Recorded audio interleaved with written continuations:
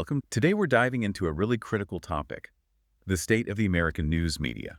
We'll be looking at it mainly through the arguments in Mark R. Levin's book, Unfreedom of the Press. Right. And our goal here isn't just to point fingers at bias, but to really dig into the nature of the press today, its history, and this argument that it's maybe, lost its way from its original role. That original role being, a check on power, a bulwark for liberty. Exactly. Okay, so let's really get into that modern critique. The book basically charges that today's major newsrooms aren't just leaning one way or another, but are actively hostile to America's founding principles. Is that fair? That's the core of the argument, yeah. Hostile to founding principles, traditions, the whole constitutional setup. The idea is they're not just reporting news anymore, they're acting as, the book calls them societal filters. Societal filters. What does that mean in practice? It means they're filtering information, deciding what gets through based on a particular viewpoint.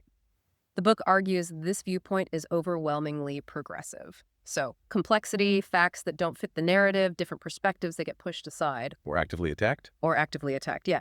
And the result, according to this critique, is what the book calls a media-created reality. This constructed version of reality then shapes how a lot of people think and act politically, whether it matches up with the actual facts or not. It's interesting, though, this worry about the press. It's not exactly new, is it?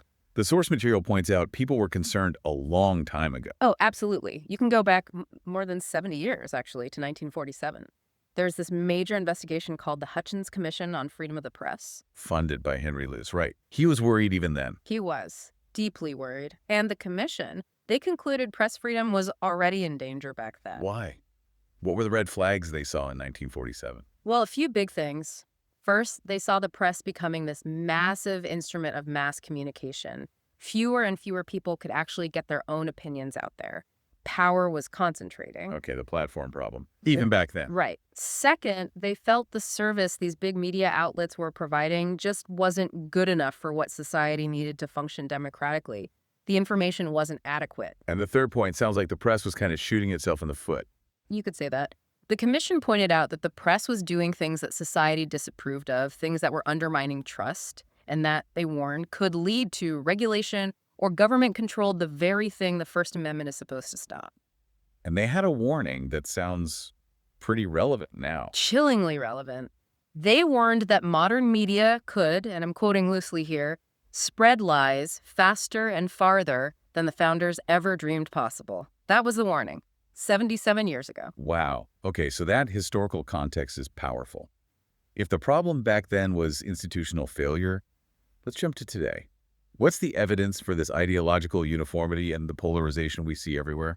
Well, the polarization is impossible to ignore. Just look at trust in media. That 2018 Gallup poll is a stark indicator. Right, I remember that one. It found this enormous 55 percentage point gap between how much Republicans and Democrats trust the media. That's one of the biggest gaps ever seen. So Republicans largely distrust it and think it's unfair to their side. Exactly. And Democrats generally see it as vital, maybe even heroic, in checking power they oppose. That kind of gap suggests it's not just about different opinions on the news, but maybe fundamentally different realities being presented. That's the implication, yes. That the filtering is happening along ideological lines, creating these separate information universes. How do we get a sense of the scale of this imbalance inside the newsrooms?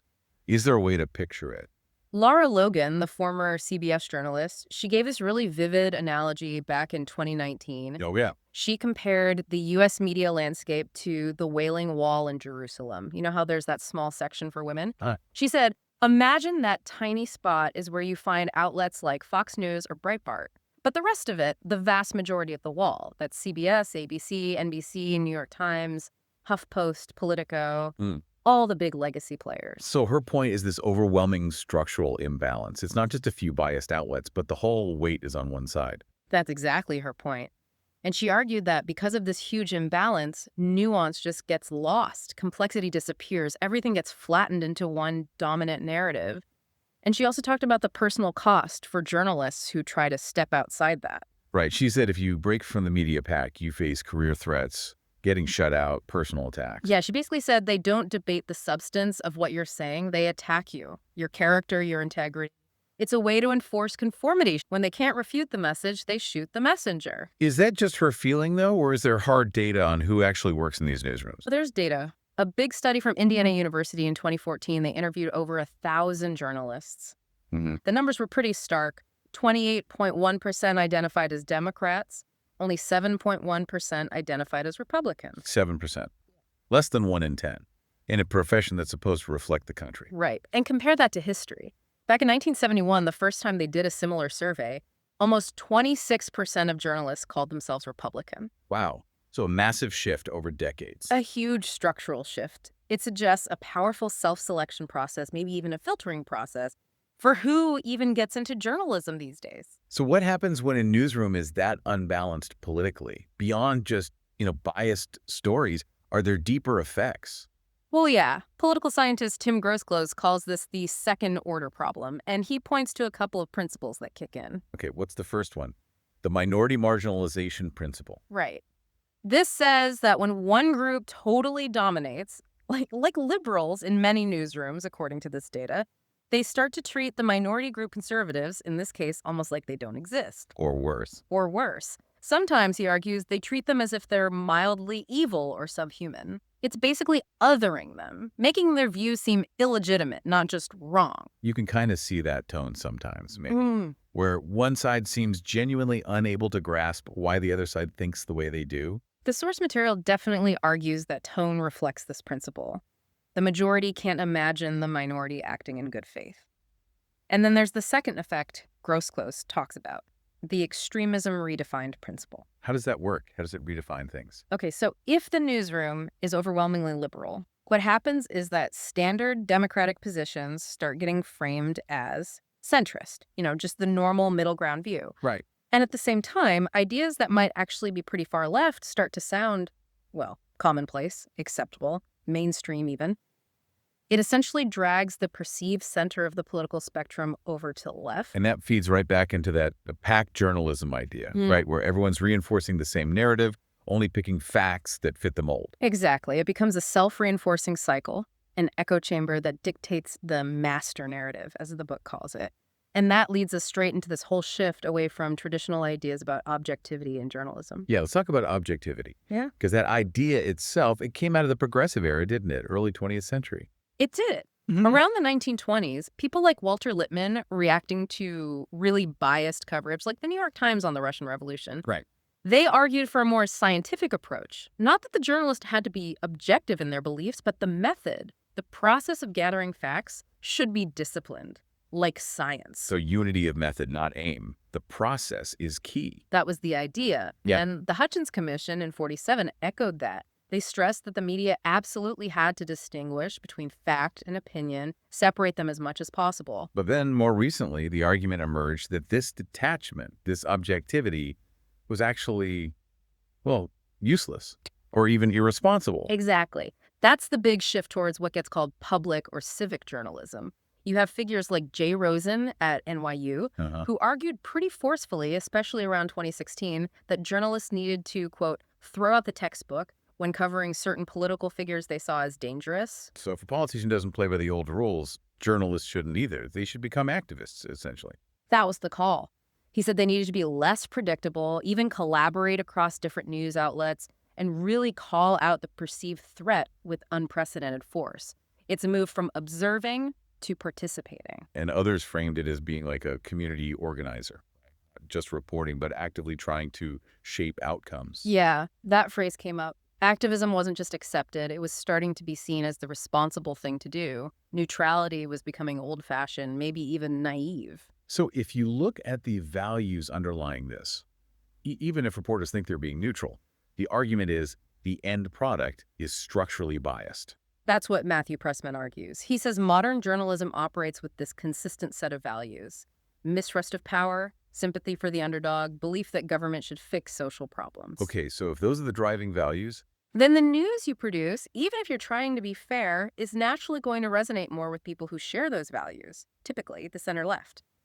The argument is that the choice of what's newsworthy, who is a credible source, how a story is framed, it all gets filtered through this progressive lens. Thomas Edsall, former Washington Post guy, He took it even further. He basically said, yeah, the press is liberal, just own it. He did, which is a fascinating take, right? He argued liberals actually make good journalists in the objective tradition because they question power. He saw the liberal tilt as a strength, maybe just poorly marketed. But that seems like a contradiction. If everyone shares the same basic worldview, how can you truly have the objectivity that requires challenging your own side, your own assumptions? That's the core tension highlighted in the source material, absolutely. And it gets deeper because many journalists now seem to feel a moral duty. They see their job as calling out injustice, fixing inequities. It connects journalism directly to progressive social activism. So they feel they have a moral high ground they need to defend. Right. Which brings us back to Levin's central question. What is the main goal of journalism today? Is it finding and reporting facts objectively? Or is it driving social change from a progressive viewpoint? The book argues the evidence overwhelmingly points to the second one, and that leads to groupthink. Okay, before we get into the real-world impact of all this, let's take that step back again. Compare this modern picture to the history. What about the early American press? Yeah, that comparison is crucial because the modern press often holds up that early period, but the reality was complex. Printing started early, 1638, but it was heavily controlled for a long time. By the British, then local rulers. Right. But by the mid-1700s, it absolutely became central to the independence movement. Papers like the Boston Gazette that were vital, spreading revolutionary ideas, criticizing the crown. The press was literally called the voice of the people. And historians say the pen was as mighty as the sword in winning independence. David Ramsey said exactly that. And importantly, these printers, these pamphleteers, they were mostly open patriots. Their mission was clear. Advance the cause of liberty. There wasn't a pretense of neutrality. Bernard Bailyn's work on the pamphlets, right? Thousands of them. He argued the revolution was fundamentally ideological, about fulfilling America's destiny. Exactly, an ideological constitutional struggle. And here's a key distinction the book makes. Balin shows the revolution aimed to fulfill America's existing principles, not fundamentally transform society in the way the modern progressive movement aims to. The goals were actually opposed. But let's be fair, that early press wasn't objective either, right? The 19th century had the really fierce partisan press. Oh, absolutely not objective in our modern sense. You had papers like the National Gazette, basically set up by Jefferson's allies to push his party's line. And the elections are brutal. 1800, Jefferson versus Adams. 1828, Adams versus Jackson. The papers were just attack machines. Total attack machine. Accusing Jackson's wife of bigamy, accusing Adams of wanting to be a king, everything was spun. And it was institutionalized. In the Jacksonian era, newspaper editors often got government jobs, like postmaster positions, as rewards for their loyalty. Their papers were expected to be partisan. Readers knew exactly what they were getting. So what's the crucial difference then? If both were partisan, why is the modern situation seen as a crisis in unfreedom of the press? Transparency and allegiance. The early partisan press was open about its bias. Readers knew where it stood. And generally, its mission, even if partisan, aligned with the broad founding principles. The modern press, the critique goes, claims objectivity, claims professionalism, while operating with an overwhelming, often unacknowledged progressive bias. It's the denial of the motive that causes the crisis. That denial, that lack of transparency, leads us into how news gets made today, blurring lines between reporting, propaganda, and maybe even staged events. Exactly. We need to bring in people like Edward Bernays here, his idea of engineering consent. He actually thought propaganda was necessary because, well, he didn't think the public was smart enough to figure things out on their own. Elites needed to shape reality for them. A pretty chilling idea. It is. And then Daniel Boorstin talked about the pseudo-event, an event that happens just so it can be reported. Think press conferences, photo ops. Sometimes these staged events become more real in the public mind than actual reality. Okay, so how does this apply today? The book uses a huge example. Trump-Russia collusion narrative. The source argues this was a colossal pseudo-event, driven almost entirely by media obsession, that ultimately didn't match the factual findings. The scale of the official investigation was massive, right? Mueller's team. 19 lawyers, 40 staff, thousands of subpoenas, hundreds of search warrants, years of work. And the conclusion? Unequivocal, according to the report itself. The investigation did not establish that members of the Trump campaign conspired or coordinated with the Russian government. Full stop. Yet think about the media coverage before that report. It was relentless. From early 2017 to spring 2019, the evening news on ABC, CBS, NBC alone spent almost 2,300 minutes. That's nearly 38 hours just on the collusion story. And major news outlets won Pulitzers for that coverage, didn't they? Even though some of the specific stories were later contradicted or unverified, according to the source. That's a key part of the critique. The New York Times, the Washington Post, winning awards for reporting that the final investigation didn't substantiate.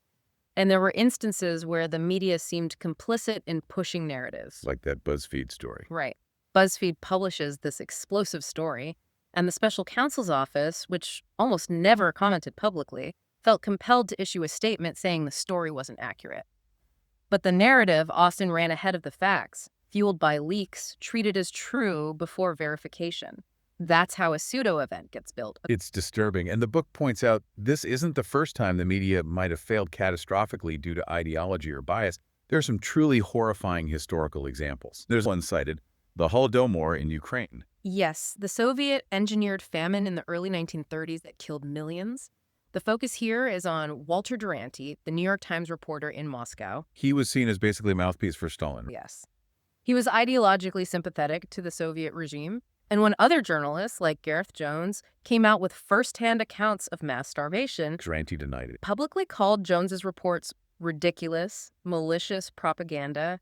He told Times readers there was no famine, but privately. In conversations with British diplomats, he admitted that probably 10 million people had died. So he knew.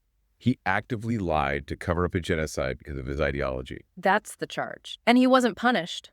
He was praised by the Times brass, kept his job, even won a Pulitzer earlier for his reporting, which many later said was Soviet propaganda. It's presented as a chilling example of ideological bias leading to active suppression of truth. Okay, fast forward to today. How does this ideological advocacy play out in current policy debates, like climate change? Well, the example given is Chuck Todd on Meet the Press. In 2018, he declared the science on man-made climate change settled.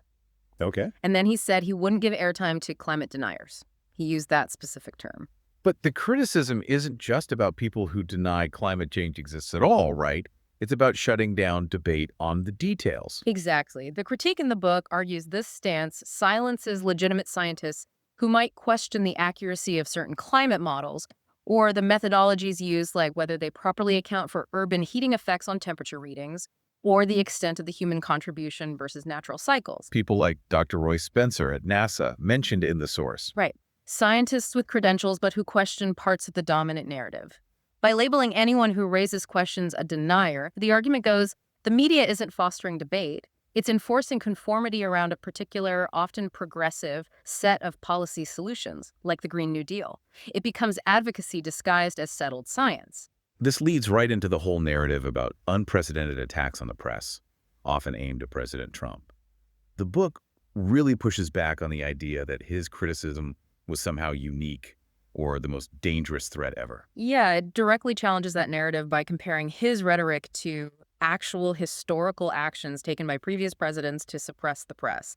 When you see headlines calling him a dictator-like threat. Like those coordinated editorials from the Boston Globe and others. Right. But then you look at polling from around that time, and most voters, including majorities of Republicans and independents, didn't actually perceive a major threat. The book argues that the unprecedented claim ignores a lot of history. Okay, let's walk through some of that history, starting way back with John Adams. John Adams. Champion of liberty, right. But he signed the Sedition Act of 1798. Which made it illegal to criticize the government. Pretty much. Illegal to publish false, scandalous, and malicious writing against the government, Congress, or the president. It was absolutely aimed at silencing his political opponents in the press, the Republican papers. And they used it. People were actually prosecuted. Oh, yeah. Over 24 people. Editors like Thomas Cooper, James Callender fined, jailed. That's direct government suppression using the law. What about Lincoln during the Civil War? Lincoln took direct action, too. In 1864, there was this forged presidential proclamation about a new draft. Lincoln didn't just deny it. He issued an executive order to arrest the editors of 2 anti-war papers that published it. The New York World and the Journal of Commerce Arrested them. arrested the editors and had the military seize their newspaper offices and shut them down. Direct military action against the press. Okay, moving into the 20th century. Woodrow Wilson, a progressive icon. Wilson provides a stark example. He had his own Sedition Act in 1918, criminalizing abusive language about the government. But the bigger thing was his creation of the Committee on Public Information, the CPI. That was basically a government propaganda agency. A massive one. It wasn't just putting out press releases. It actively controlled news flow, censored information, and mobilized thousands of speakers, the 4-Minute Men, to sell the war and squash dissent. It was state-sponsored information control on a huge scale. And Franklin Roosevelt? He used different tools, maybe. FDR was more subtle but effective. He used the FCC's licensing power over radio stations, shortening renewal periods to keep them on a tight leash. It worked. CBS reportedly announced it wouldn't air criticisms of his policies. And he used investigations. Oh, yes. The Black Committee, approved by FDR, illegally got copies of millions of private telegrams sent by his critics, including journalists. They just seized private communications. And then there's the IRS. That seems to be a recurring theme. A very powerful tool for political harassment, used by multiple administrations, according to the source. FDR used the IRS to go after publishers who opposed him, like Moses Annenberg drove him into bankruptcy and prison. Meanwhile, investigations into allies like LBJ were apparently quashed. JFK and LBJ used it too. The source cites JFK directing an IRS program specifically targeting right-leaning groups critical of his administration.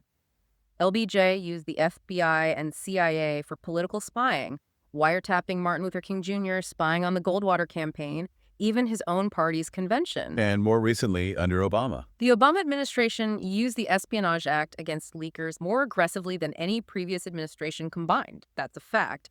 And they took actions against journalists themselves. Seizing phone records. Yeah, grabbing 2 months of phone records for over 100 AP reporters, seizing emails and phone records of specific journalists like James Risen at the NYT and James Rosen at Fox News, even naming Rosen as a potential co-conspirator in a leak case. Risen called the Obama administration the greatest enemy of press freedom in a generation.